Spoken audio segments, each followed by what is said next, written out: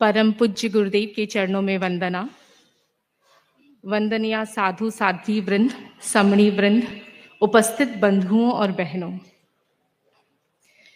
कच्छ की इस पावन धरा पर हमने 161वां मर्यादा महोत्सव साक्षात रूप में देखा और 3 दिन से ये जो महोत्सव चल रहा था, उस महोत्सव में हम सभी ने अनेक प्रकार के प्रशिक्षण प्राप्त किए। तेरा पंथ का मर्यादा महोत्सव सर्वविख्यात है। यह महोत्सव आज्ञा, मर्यादा और अनुशासन का है।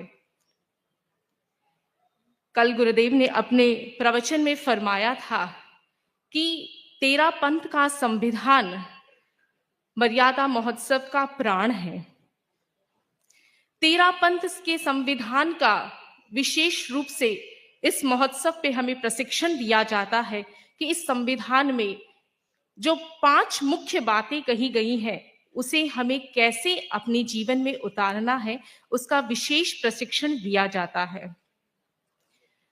गुरुदेव, मैं निवेदन करना चाहूंगी कि तेरा पंथ संविधान पर हमारे धर्म संघ की एक साध्वी श्री जी इस पर रिसर्च कर रही हैं। Impact of Terapanth constitution on sadhus and sadhvis. Sadhvi Tejasvi Prabha ji इस पर रिसर्च कर रहे हैं और उनके कार्य को कई बार मुझे पढ़ने का अवसर मिला और उसमें उन्होंने एक चैप्टर में एक क्वेश्चन रेज किया है कि तेरा पंथ धर्म संघ में आज्ञा बहुत महत्वपूर्ण है। हम गुरु की आज्ञा के बिना कहीं पर भी नहीं जा सकते। एक पत्ता भी गुरु की आज्ञा के बिना हिलता नहीं है। तो प्रश्न ये उठता है कि कई बार हो सकता है किसी के मन में ये प्रश्न उपस्थित हो जाए कि हमने घर छोड़ा है साधना के लिए और यहाँ पर आकर हमें एक मर्यादा, एक अनुशासन में रहना है, तो कहीं वो बंधन तो नहीं बन जाता। और हम साधना के लिए आए हैं और साधना के मार्ग पे अगर बंधन है तो साधना कैसे की जा सकती है। उस प्रश्न को जब क्रिटिकली एनालाइज किया गया तो उसमें बहुत सारे रीजंस दिए गए। तो उसको मैं एक छोटी सी कहानी के माध्यम से एक्सप्लेन करना चाहूंगी कि तेरा पंथ की मर्यादा, तेरा पंथ की आज्ञा बंधन है या नहीं, और यह बंधन मानने वालों के लिए वो बंधन हो सकती है, पर जो उसे फॉलो करते हैं उनके लिए वह बंधन नहीं है। एक बार की बात है, एक व्यक्ति बहुत सालों से विदेश में रह रहा था। उसने अपना घर छोड़े हुए बहुत साल हो गए थे। बहुत सालों के बाद वो अपने घर पर, इंडिया में एक छोटा सा गांव था, वहां पर वो आया और उसने देखा कि उसका जो पुराना घर है काफी टूट फूट गया है और घर के बाहर एक सुंदर सा अंगूर का बाग लगा हुआ है और उस अंगूर के बाग की रखवाली कर रहा था वहां का गार्डनर, वहां का माली।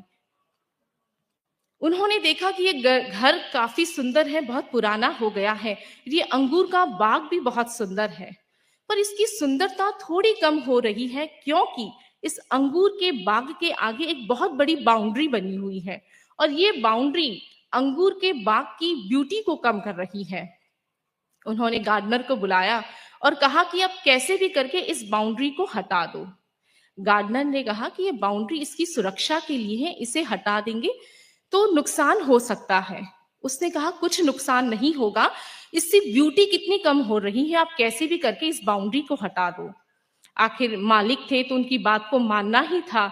उस गार्डनर ने उनकी बात को माना और वो बाउंड्री हटा दी। जैसे ही वो बाउंड्री हटाई, उसकी ब्यूटी तो बहुत बढ़ गई, पर कुछ दिनों के बाद इतना जोर से तूफान आया और उसके साथ बाढ़ भी आ गई और पूरा अंगूर का बाग बह गया।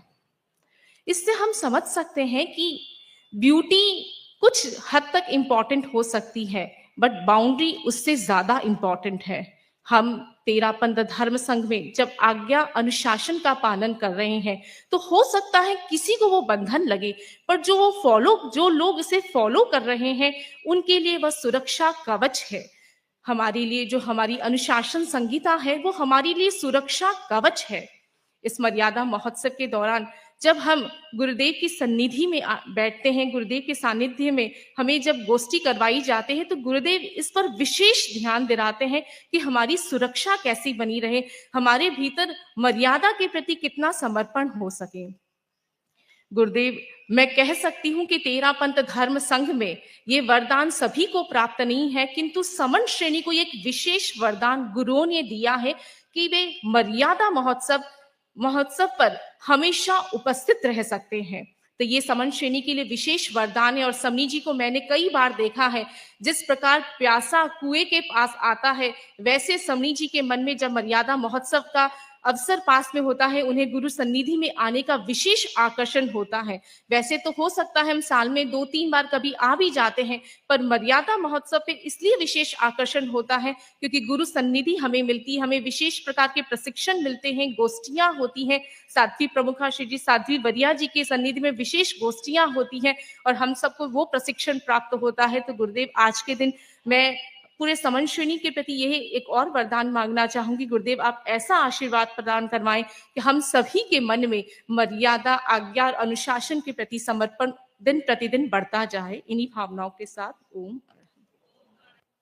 मर्यादा